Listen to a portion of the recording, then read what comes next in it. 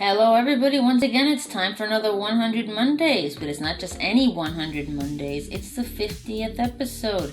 And in this one we're seeing the current commission that I'm working on.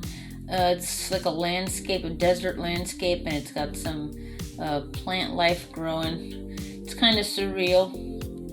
And basically I'll be putting in more details with pencil as time goes.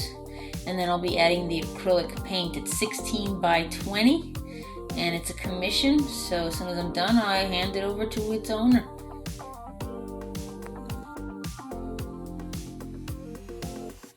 So also for the 50th episode, we've got my painting of the Ewok, which I added some background splatter. I'm still doing my splatters. I love painting splatter and throwing splatter on a canvas. It must be something... maybe it's primal, or maybe the kid in me never grew up. Well, I don't expect to grow up anyway. So anyway, it's acrylic on canvas and pencil right now, and it'll be totally acrylic as time goes as well. I'll be putting in all the details on the Ewok, and just yet another painting to add to the creature body of work that I have. So we'll be seeing the progress with this as time goes. See you guys next time.